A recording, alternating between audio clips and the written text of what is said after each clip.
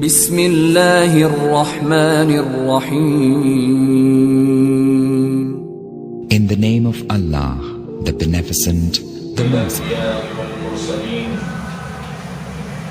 وعلى آله وأصحابه أجمعين أما بعد فقد قال الله تبارك وتعالى في القرآن المجيد والفرقان الحميد أعوذ بالله من الشيطان الرجيم بسم الله الرحمن الرحيم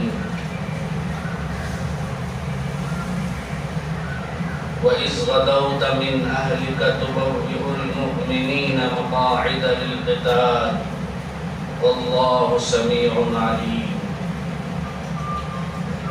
إذ همت طائفتان منكم أن تفشلا والله وليهما وعلى الله فليتوكل المؤمنون صدق الله العظيم وصدق رسوله النبي الكريم ونحن على ذلك من الشاهدين والشاكرين. محترم بزرگوں اور دوستوں، دو آیتیں میں نے آپ حضرات کے سامنے پڑھی ہیں. چوتھے پارے کی یہ دو آیتیں ہیں. سب سے پہلے آیتوں کا ترجمہ یہ ہے، معنی یہ ہے، اللہ تعالیٰ فرماتے ہیں اے نبی صلی اللہ علیہ وسلم اس وقت کو یاد کیجئے جبکہ آپ صبح کے وقت اپنے گھر والوں سے باہر نکلے تھے. غدوت من اہلک، صبح کے وقت اپنے گھر والوں سے باہر نکلے تھے.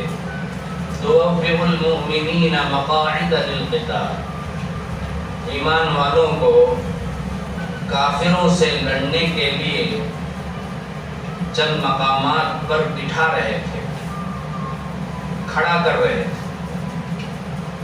واللہ سمیع علیم، اللہ تبارک و تعالی سب کچھ سننے والا ہے، سب کچھ جاننے والا ہے. اذ همت طائفتان منکم ان تفشلا، اور اس وقت کو بھی یاد کرو جبکہ مسلمانوں تم میں سے دو جماعتوں نے ہمت ہارنے کا ارادہ کر لیا، لیکن اللہ ان کا مددگار رہا. وعلی اللہ فلیتوکل المؤمنون، ایمان والوں کو اللہ ہی پر بھروسہ کرنا چاہیے. محترم بزرگوں اور دوستوں، ان آیتوں میں اللہ تبارک و تعالی نے نبی اکرم صلی اللہ علیہ وسلم کے زمانے میں جو غزوات ہوئے، جنگیں ہوئی، ان میں سے جو دوسری جنگ ہے، دوسرا غزوہ ہے جس کو کہتے ہیں غزوہ احد، اس غزوہ احد کا کچھ حصہ یہاں بیان کیا ہے. سب سے پہلے ہمیں اس بات کو جان لینا چاہیے کہ قرآن کوئی قصہ کہانی کی کتاب نہیں، اس لیے ہمیں قرآن میں کوئی بھی واقعہ ترتیب سے نہیں ملتا سوائے سورہ یوسف کے. حضرت یوسف علیہ السلام کا قصہ ایک حکمت کے لیے، ایک حکمت کے خاطر ترتیب سے بیان ہوا. باقی کوئی بھی اللہ تبارک و تعالی، چاہے موسیٰ علیہ السلام کا قصہ ہو، نوح علیہ السلام کا قصہ ہو، شعیب علیہ السلام کا قصہ ہو، کوئی بھی قصہ اللہ تعالیٰ ترتیب سے بیان نہیں کیا. کیوں؟ اس لیے کہ یہ قصہ کہانی کی کتاب نہیں. قصے کا جو حصہ، جو پارٹ اہم ہوتا ہے، جس میں ہمارے لیے نصیحت ہوتی ہے، اللہ تبارک و تعالیٰ اسی کو ذکر کرتا ہے. ان آیتوں کو سمجھنے سے پہلے ہمیں مختصر طور پر غزوہ احد کب ہوا، کیسے ہوا، مختصر طور پر جان لینا ضروری ہے، تبھی ہمیں یہ آیتیں اچھی طرح سمجھ میں آئیں. اس سے پہلے اوپر کی آیت میں اللہ تعالیٰ فرما رہے ہیں ان تمسسکم حسنۃ تسؤہم وان تصبکم سیئۃ یفرحوا بها۔ اے مسلمانوں، اگر تم کو کوئی اچھی چیز ملتی ہے، اگر تمہیں کوئی اچھی بات ملتی ہے، تمہیں کوئی اچھی حالت حاصل ہوتی ہے، تو ان کافروں کو، ان منافقوں کو، یہودیوں کو وہ بات بری لگتی۔ تمہارے اچھا ہونا ان کو برا لگتا ہے، تمہارا اچھی حالت میں رہنا انہیں برا لگتا ہے۔ وَإِن تُصِبْكُمْ سَيِّئَةٌ يَفْرَحُوا بِهَا، اور اگر تم کو کوئی تکلیف پہنچتی ہے، کوئی مصیبت پہنچتی ہے، کوئی پریشانی ہوتی ہے، تو یہ یہود اور منافقین خوش ہو جاتے ہیں۔ آج بھی مسلمان جب ستائے جاتے ہیں، مسلمان پریشان کیے جاتے ہیں، مارے جاتے ہیں، کاٹے جاتے ہیں، تو کفار، منافقین، یہود، نصارہ خوش ہوتے ہیں۔ اس کے برعکس کہیں بھی مسلمانوں کو کامیابی ملتی ہے، خوشحالی ملتی ہے، تو انہیں برا لگتا ہے۔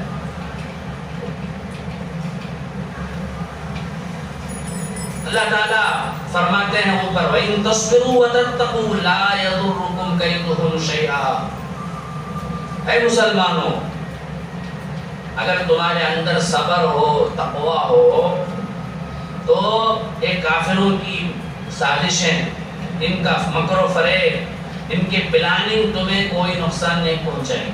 شرط کیا؟ تمہارے اندر صبر ہو، تقوی۔ تو یہ اللہ تعالیٰ نے اوپر بیان کیا ہے، اس آیت سے اوپر۔ اللہ کی جو قرآن کی جو آیتیں ہیں، ایک ایک آیت کو دوسری آیت سے تعلق ہوتا، کوئی نہ کوئی ربط ہوتا ہے، کوئی تعلق ہوتا ہے۔ تو اللہ نے اوپر کیا کیا؟ یہ آیتیں ذکر کیا، جس میں بتلایا گیا کہ مسلمانوں، تمہیں کوئی کامیابی ملتی ہے تو انہیں برا لگتا ہے، اگر تمہیں کوئی تکلیف پریشانی ہوتی ہے تو انہیں اچھا لگتا ہے، کافروں کو، مشرکین۔ تو اب آگے اس کی مثال بیان کرتا ہے، اگزامپل بیان کرتا ہے۔ سب سے پہلے غزوہ احد کے واقعے کی طرف اشارہ کیا۔ غزوہ احد میں مسلمانوں کو پہلے ہار جیت ہوئی، اس کے بعد جیت جو ہے ہار میں بدل گئی، ایک چھوٹی سی لغزش کی وجہ سے، غلطی کی وجہ سے، اور اس میں مسلمان 70 کے قریب مسلمان شہید بھی ہو گئے۔ تو اس جنگ کے اندر مسلمانوں کا بڑا نقصان، تو اس پر خوشیاں منانے لگے منافقین اور یہود۔ تو یہ اس کا ایک بات کا ایگزامپل۔ اس کے بعد اللہ نے غزوہ بدر کا واقعہ بیان کیا، اس کی طرف اشارہ کیا۔ غزوہ احد سے پہلے غزوہ بدر پیش آیا۔ غزوہ احد 3 ہجری کو پیش آیا، ہجرت کے تیسرے سال، اور غزوہ بدر جو ہے ہجرت کے دوسرے سال پیش آیا۔ غزوہ بدر میں مسلمان کامیاب ہوئے تھے، اور کافر 70 شہید کیا ہو گئے؟ مارے گئے تھے، اور 70 قید ہو گئے تھے، ان کا بہت بڑا نقصان ہوا۔ تو چونکہ اس میں کامیابی مسلمانوں کو ملی تھی، اس لیے ان کو برا لگا، ان کو، منافقین کو، یہود کو۔ تو اللہ تعالیٰ نے اوپر کی آیت میں جو بات بتائی، اس کی 2 مثالیں بیان کیا ہے۔ پہلے غزوہ احد کا واقعہ بیان کیا، اس کی طرف اشارہ کیا، اس کے بعد میں غزوہ بدر کے واقعے کی طرف اشارہ کیا۔ اچھا، یہ غزوہ احد کا واقعہ مختصر طور پر یہ ہے کہ غزوہ بدر میں، جیسا کہ میں نے ابھی کہا، مسلمانوں کو کامیابی ملی، کافر 70 مارے گئے، اور 70 جو ہے قید ہو گئے۔ تو اب ان کافروں کے جو رشتہ دار تھے، ان کے اندر مسلمانوں سے بدلہ لینے کا، مسلمانوں سے بدلہ چکانے کا بڑا یہ تھا، فکر میں تھے، کسی نہ کسی طرح ہم کو کیا کرنا ہے، ہمارے رشتہ داروں کا ان سے بدلہ لینا ہے، بڑے جوش میں تھے۔ اس لیے سارے کافر جمع ہوئے، اور جمع ہو کر تجارت کا جو سامان ملک شام سے آیا تھا، ہم پورے سامان کو جو ہے جنگ میں لگا دیں گے، غزوے میں لگا دیں گے۔ چنانچہ ابو سفیان جو اس وقت مسلمان نہیں ہوئے تھے، وہ کمانڈر بنے کافروں کے، اور 3000 کا لشکر، کافروں کا 3000 کا لشکر مدینے پر حملہ کرنے کے لیے مکے سے نکل گئے۔ ساتھ میں عورتیں بھی ہو گئی تاکہ مردوں کو جوش دلائے، لڑنے پر مردوں کو ہمت دلائے، اس لیے عورتیں بھی ساتھ آ گئی۔ جب نبی اکرم صلی اللہ علیہ وسلم کو معلوم ہوا کہ کافر مدینے پر حملہ کرنے کے لیے آ رہے ہیں، تو رسول اللہ صلی اللہ علیہ وسلم نے مسلمانوں کو جمع کیا اور مشورہ کیا۔ بعض صحابہ کی رائے اور خود نبی اکرم صلی اللہ علیہ وسلم کی رائے یہ تھی کہ مدینے کے اندر رہ کر ہی حملہ کیا، مدینے کے اندر رہ کر ہی ان کے حملے کو روکا جائے، مدینے کے باہر نہ جائے، مدینے کے اندر رہ کر ہی ہم کیا کر سکتے ہیں، کافروں کا اچھے سے مقابلہ کر سکتے ہیں۔ یہ حضور صلی اللہ علیہ وسلم کی رائے تھی۔ منافقین کا سردار عبداللہ ابن ابی، اس سے بھی رائے لی گئی، کیونکہ منافق تھا۔ منافق کسے بولتے ہیں؟ ظاہر میں تو مومن مسلمان، اندر کافر کفر، تو اس کا سردار تھا وہ عبداللہ ابن ابی، چونکہ وہ بھی مسلمان تھا ظاہر میں، اس لیے اس سے بھی مشورہ لیا گیا۔ اس کی بھی رائے یہی ہوئی کہ مدینے کے اندر رہ کر ہی ان کا مقابلہ کیا ہے، مدینے کے باہر نہ جائے۔ لیکن دوسرے جو صحابہ جنگ بدر میں شریک نہیں ہوئے تھے، نوجوان صحابہ، وہ شہادت کے شوق میں تھے، اور بدر میں شریک نہ ہونے کا انہیں افسوس تھا، شہادت کا شوق تھا۔ کہنے لگے کہ ہم جائے مدینے کے باہر ہی جا کر حملہ کریں۔ بہرحال سب کی رائے یہی ہوئی، آخرکار اکثر رائے یہی ہوئی کہ باہر نکل کر ہی حملہ کیا جائے، ان کے حملے کو روکا جائے۔ تو اسی پر بات طے ہوئی کہ مدینے سے باہر جا کر کیا کریں گے، ان کا مقابلہ کریں۔ چنانچہ نبی اکرم صلی اللہ علیہ وسلم نے لشکر کو تیار کیا۔ مسلمانوں کا لشکر 1000 آدمیوں پر مشتمل تھا۔ وہ کتنے تھے؟ 3000، مسلمان کل 1000۔ چنانچہ آپ صلی اللہ علیہ وسلم 7 شوال کو، 7 شوال رمضان کے بعد کا مہینہ ہے نا شوال، 7 شوال کو لشکر کے ساتھ مدینے سے روانہ ہوئے، میدان احد کے قریب آ کر ٹھہرے۔ راستے ہی میں عبداللہ ابن ابی منافق 300 ساتھیوں کو لے کر واپس چلا گیا، یہ کہتے ہوئے کہ جب میری رائے نہیں لی گئی، میری رائے یہ تھی کہ مدینے کے اندر رہ کے حملہ کیا جائے، جب میری رائے پر عمل نہیں کیا گیا تو خواہ مخواہ میں جا کے کیوں اپنی جان گواؤں، اپنے ساتھیوں کی جان کیوں گواؤں، یہ کہہ کر اپنے 300 ساتھیوں کو لے کر ہٹ گئے۔ اب مسلمان اتنے کتنے تھے؟ 700۔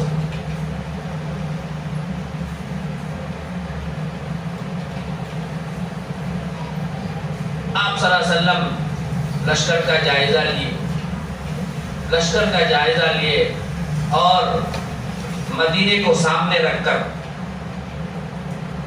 احد کا جو پہاڑ تھا، جو حج کو جاتے ہیں وہ دیکھ سکتے ہیں، وہ چھوٹا سا پہاڑ ہے، احد کا جو پہاڑ تھا اسے اپنے پیچھے رکھ لیے۔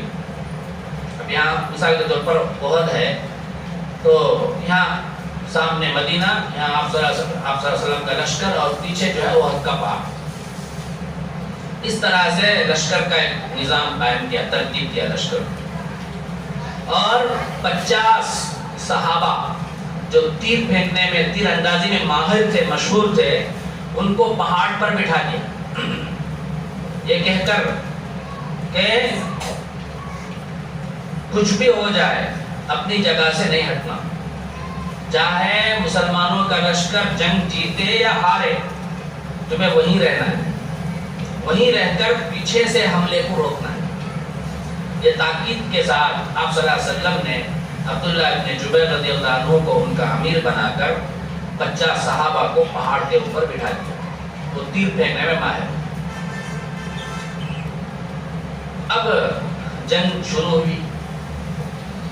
جنگ کا پہلے مرحلے میں جنگ جو ہے وہ مسلمانوں کے ہاتھ آ گئی، یعنی مسلمان جیت گئے. کافر، مسلمان صرف 700 تھے، کافر مسلمانوں کے مقابلے کو تاب نہ لا کر، برداشت نہ کر کے بھاگنا شروع ہو. اب کیا ہوا، پہاڑ کے اوپر جو 50 تیر انداز صحابی تھے انہوں نے دیکھا کہ جنگ جیت چکے ہیں ہم لوگ، تو جنگ ختم ہو گئی، اب ہمارا یہاں کیا کام ہے. یہ سوچ کر وہاں سے چند صحابہ نکل گئے. عبداللہ ابن جبیر رضی اللہ عنہ نے انہیں روکا. نبی صلی اللہ علیہ وسلم نے کیا کہا تھا، کچھ بھی ہو جائے تم یہیں رہنا، چاہے جنگ جیتے چاہے جنگ ہارے، کبھی بھی وہاں سے نہیں ہٹنا. تو تم کیا کر رہے ہیں؟ تو وہ جو صحابی تھے تقریباً 40 صحابی، انہوں نے کہا کہ اللہ کے نبی صلی اللہ علیہ وسلم کا حکم جنگ کے جاری رہنے تک تھا، تو جنگ ختم ہو گئی، اب یہاں رہنے کا کیا کام، کیا فائدہ.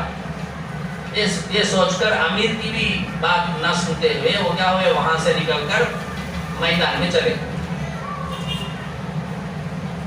تو خالد بن الولید جو اس وقت تک مسلمان نہیں ہوئے تھے، وہ بھی کافروں کے ایک حصے، لشکر کے ایک حصے کے کمانڈر تھے.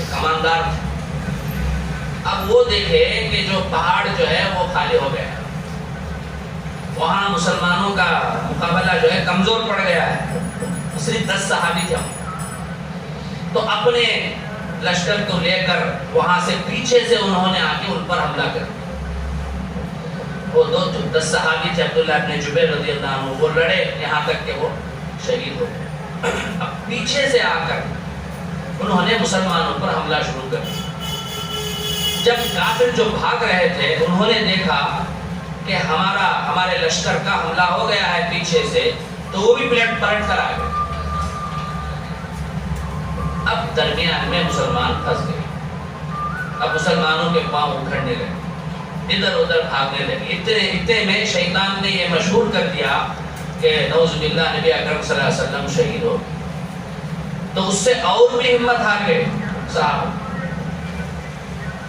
آخرکار نبی اکرم صلی اللہ علیہ وسلم نے آ کر ایک صحابی نے کیا کیا، آواز سے اعلان کیا کہ نبی صلی اللہ علیہ وسلم باحیات ہیں.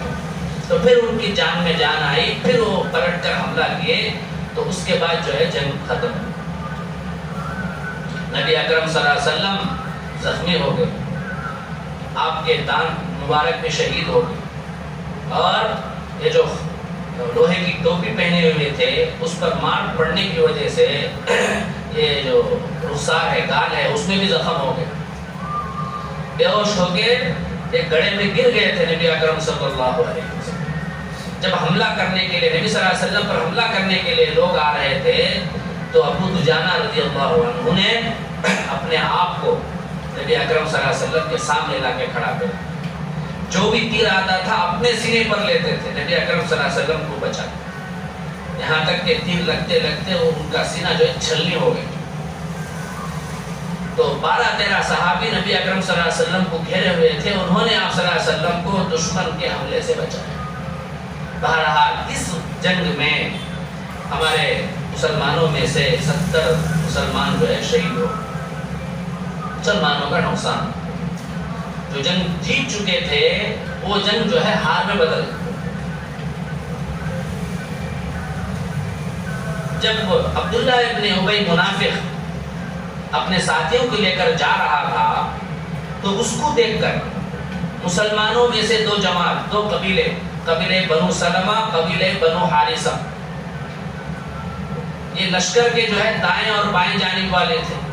لشکر کو 5 حصوں میں تقسیم کرتے، کمانڈر جو ہوتے ہیں 5 حصے میں تقسیم کرتے ہیں. یہ آگے کا حصہ اسے مقدمہ بولتے ہیں، اور ایک پیچھے کا حصہ اسے خلف بولتے ہیں عربی میں، اور ایک میمنہ دائیں طرف کا حصہ، اور ایک میسرہ بائیں طرف کا حصہ، اور ایک قلب بیچ کا حصہ. تو 5 حصوں میں تقسیم کرتے اور ایک ایک حصے کا ایک کو کمانڈر بناتے. اس طرح سے ترتیب دیا جاتا ہے لشکر. تو اس میں سے یہ جو بنو حارثہ اور بنو سلمہ تھے وہ میمنہ اور میسرہ تھے، دائیں اور بائیں طرف کے 2 بازو تھے گویا لشکر کے. جب عبداللہ ابن ابی کو واپس جاتے ہوئے دیکھا تو ان کے دل میں بھی تھوڑا سا خیال آیا ہم تو تعداد میں بھی کم ہیں، ہمارے پاس ہتھیار بھی نہیں ہیں، ہمیں بھی واپس چلا جانا چاہیے، تھوڑا سا خیال رکھو۔ لیکن آخرکار اللہ نے ان کی مدد کی، اللہ کی توفیق سے وہ واپس نہیں۔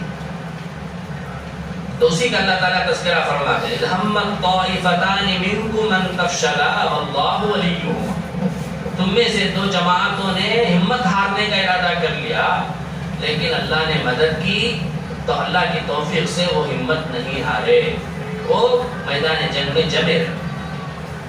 تو بزرگوں اور دوستو، یہ جو واقعہ ہے اس میں ہمارے لیے کئی سبق ہیں۔ سب سے پہلا سبق یہ ہے، جیتی ہوئی جنگ مسلمان ہار گئے، اس کی بڑی وجہ کیا ہے؟ اللہ کے رسول صلی اللہ علیہ وسلم کی نافرمانی۔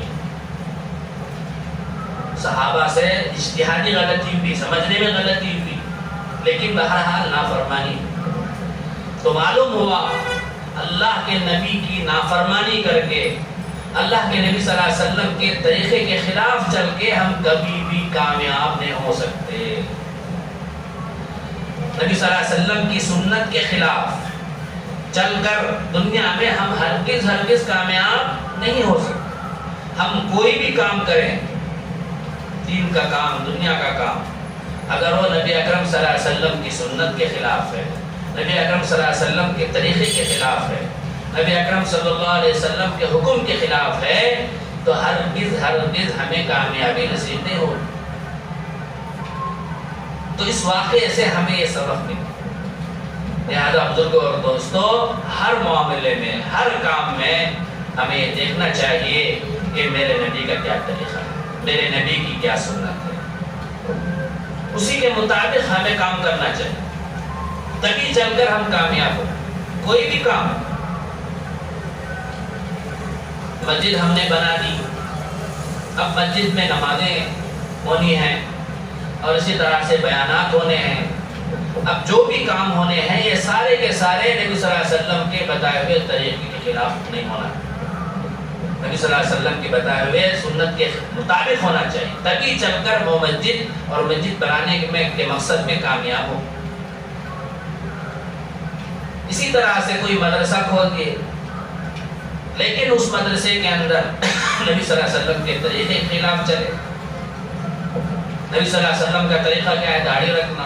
اب اس مدرسے کے اندر داڑھی رکھنے کی کوئی پابندی نہیں، رکھے تو رکھو، نہیں تو مناؤ، جیسے چاہے لباسیں پہنو غیروں کے طریقے پر، یہ نبی کی سنت کے خلاف، نبی کی طریقے کے خلاف۔ بزرگوں اور دوستوں، وہ مدرسہ کامیاب ہرگز نہیں ہوگا۔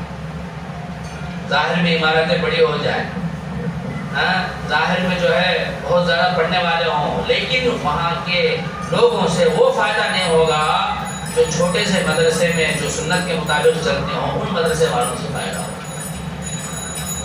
اسی طرح سے کوئی بھی ہم نے جماعت شروع کی ہے، تو وہ جماعت اگر سنت کے مطابق چلتی ہے، نبی صلی اللہ علیہ وسلم کے طریقے کے مطابق چلتی ہے تو کامیاب ہونا، اگر خلاف چلتی ہے تو ناکام۔ تو بزرگوں اور دوستوں، اس واقعے سے ہمیں یہ سبق سیکھنا ہے۔ اسی طرح ہم کو شادی کرنی ہے اپنے بچوں کی، تو ہمیں دیکھنا ہے کہ میرے نبی کی کیا سنت ہے، میرے نبی کا کیا طریقہ ہے، اس کے مطابق اگر ہم شادی کریں گے تو انشاءاللہ اس شادی میں برکت ہوگی، میاں بیوی خوش رہیں گے، خوشحال رہیں گے، ان کا جینا جو ہے سکون سے گزرے گا۔ لیکن اگر ہم نے نبی صلی اللہ علیہ وسلم کے طریقے کا جنازہ نکال دیا شادیوں میں، نبی صلی اللہ علیہ وسلم کے طریقے کو چھوڑ دیا، تو بزرگوں اور دوستوں، گھر میں سکون ختم ہو جائے گا، شادی میں برکت نہیں ہوگی، میاں بیوی میں محبت نہیں ہوگی، ان کے گھروں میں سکون نہیں ہوگا۔ نبی اکرم صلی اللہ علیہ وسلم نے فرمایا، ترکت فیکم امرین لن تضلوا ما تمسکتم بہما، میں نے تمہارے درمیان دو چیزوں کو چھوڑا ہے، تم ان دونوں کو مضبوطی سے تھامے رہو گے تو تم کبھی بھی گمراہ نہیں ہوگے۔ اس میں سے پہلی چیز کتاب اللہ، اللہ کی کتاب، دوسری چیز سنت رسول اللہ صلی اللہ علیہ وسلم کی سنت، دونوں کو تھامیں گے تبھی ہم کامیاب ہوں گے، منزل مقصود پر پہنچیں گے، ہمیں جہاں جانا ہے جنت وہاں پہنچیں گے۔ اگر ہم نے ان دونوں کو چھوڑ دیا تو بزرگوں اور دوستوں ہم بھٹک جائیں گے، غلط راستے پر جائیں گے۔ تو پہلی نصیحت تو یہ معلوم ہوئی۔ دوسری نصیحت یہ ملی کہ اگر ہم نے نیک کام کرنے کا ارادہ کر لیا تو اس میں جلدی کرنا چاہیے، آگے بڑھنا چاہیے، دوسروں کو دیکھ کر نیک کام کو کرنے سے پیچھے نہیں ہٹنا چاہیے۔ نیک کام کو کے ارادے سے نکل جانا، پھر اسباب کو دیکھتے ہوئے اس سے پیچھے ہٹ جانا، یہ منافقین کا کام۔ کس کا کام ہے؟ منافقین کا کام۔ جیسے اس واقعے میں کیا ہوا، منافقین جنگ میں شرکت کرنے کے لیے، غزوے میں شریک ہونے کے لیے آئے تھے، لیکن درمیان سے چلے گئے، عین وقت پر ہاتھ دے دیا۔ تو اسی طرح بزرگوں اور دوستوں، ہم نے کوئی اچھا کام کرنے کا ارادہ کر لیا اور اس میں آگے بھی بڑھے، لیکن درمیان میں اسباب کو دیکھتے ہوئے، چیزوں کو دیکھتے ہوئے تو ہوتا نہیں، ہمارے سے کہاں سے ہوتا بول کے پیچھے ہٹ جانا، یہ منافقین کا کام۔ ہمیں اسباب پر نظر نہیں ہونا، چیزوں پر نظر نہیں ہونا، اللہ پر نظر ہونا۔ جتنا ہم کر سکتے ہیں، اسباب کو اختیار کر سکتے ہیں، وہ کر لینا، کرنے کے بعد اللہ کے حوالے کرنا۔ ایسا بھی نہیں کہ بالکل اسباب سے ہاتھ دھو کے صرف اللہ پہ بھروسہ کر کے بیٹھ جاؤ، ایسا بھی نہیں۔ کوئی بھی کام کرنا ہے تو وہ کام کرنے کے لیے کیا کیا چیزیں چاہیے، ہم کتنی چیزیں جمع کر سکتے ہیں، وہ سب جمع کرنا، جمع کرنے کے بعد اللہ پہ بھروسہ کرنا۔ جیسے نبی اکرم صلی اللہ علیہ وسلم کے پاس جو کچھ تھا، ہتھیار، جو کچھ گھوڑا تھا، جو کچھ اونٹ تھے، جو کچھ لڑنے والے تھے، 1000 ہی صحیح جمع کر کے لائے، پھر اللہ پہ بھروسہ کر کے چھوڑ۔ اسی کو بولتے ہیں توکل، اسی کو بولتے ہیں توکل۔ جتنے ہم اسباب کو جمع کر سکتے ہیں ان کو جمع کر دینا، اس کے بعد اللہ پہ بھروسہ کرنا، اسباب پر بھروسہ نہیں کرنا۔ ہمارے میں اور کافروں میں یہی فرق ہے، وہ صرف کیا کرتے ہیں، اسباب پر بھروسہ کرتے ہیں، ان کا پورا بھروسہ طاقت پر، قوت پر، چیزوں پر ہوتا ہے، اللہ پہ ان کو بھروسہ نہیں۔ لیکن مسلمان جو ہے چیزوں کو بھی اختیار کرتا ہے، چیزوں کو بھی جمع کرتا ہے، اور کرنے کے بعد چیزوں پہ پورا بھروسہ نہیں کرتا، صرف اللہ پہ بھروسہ کرتا۔ تو بزرگوں اور دوستوں، یہ دو باتیں معلوم ہیں۔ تو کوئی بھی نیک کام کرنے میں ہمیں آگے بڑھے، بعد میں کچھ حالات آئے تو حالات سے ڈر کر، دوسروں کو دیکھ کر کیا نہیں ہونا، کام سے پیچھے نہیں ہٹنا۔ مثال کے طور پر 5 ساتھی جماعت میں 40 دن جانے کے لیے نام کیے، اور 5 ساتھیوں سے پیسہ بھی ایڈوانس بھی لے لی۔ اب آخر نکلنا ہے، 2 دن پہلے 2 ساتھی کیا ہو گئے، تاکہ بہانہ کر دو، ہاتھ دے دے چلے۔ اب اس میں سے اور ایک ساتھی ہے نا، انہیں بھی دیکھتا ہوں، دونوں چلے گئے نا، کہ بہانہ کر دو، میں بھی ایسا کیا بچ جائیں گے، سوچا بولا تو یہ منافق کا کام، ایسا نہیں جان۔ اچھے کام میں اچھے لوگوں کو فالو کرنا، ہمیں برے لوگوں کو فالو کرنا نہیں۔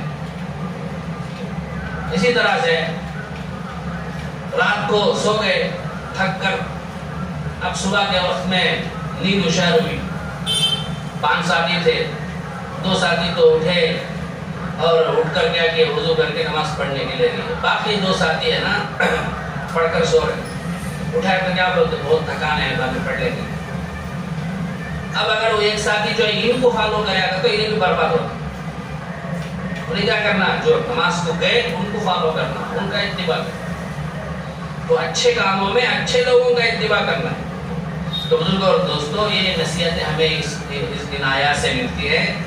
تو لہٰذا سب سے پہلی بات تو یہ ہے کہ ہر کام میں ہمیں نبی اکرم صلی اللہ علیہ وسلم کا اتباع کرنا چاہیے، نبی صلی اللہ علیہ وسلم کے طریقے پر چلنا چاہیے، اسی میں ہماری کامیابی۔ اگر ہم نبی کے طریقے کے خلاف چلیں گے تو ہمیں 100% ناکامی ہے، یہ بات۔ دوسری بات یہ ہے کہ نیک کام کرنے میں اگر آگے بڑھ گئے ہیں تو آگے بڑھنا چاہیے اس میں، کسی دنیا کی اسباب کو دیکھ کر۔ جیسے وہ جو صحابہ پیچھے ہٹنے کا ارادہ کرے تھے، کیوں پیچھے ہٹنے کا ارادہ کرے، ہم تعداد میں کم ہیں، ہمارے پاس ہتھیار نہیں ہے، یہ کہہ کے ارادہ کرے تھے، لیکن چونکہ صحابہ تھے، ایمان مضبوط تھا، اس لیے وہ اللہ تعالیٰ کی توفیق سے وہ ہٹے نہیں پیچھے۔ تو ہمیں بھی اسباب کو دیکھ کر پیچھے نہیں ہٹنا چاہیے، نیک کام میں آگے بڑھ گئے ہیں تو آگے بڑھ جانا چاہیے۔ تو یہ دو باتیں ہمیں معلوم ہوئی۔ اللہ تبارک و تعالیٰ ان دونوں باتوں پر ہمیں عمل کرنے کی توفیق عطا فرمائے، اور نبی اکرم صلی اللہ علیہ وسلم کی سنت کو گلے سے لگانے کی توفیق عطا فرمائے، پوری زندگی نبی صلی اللہ علیہ وسلم کے طریقے پر گزارنے کی توفیق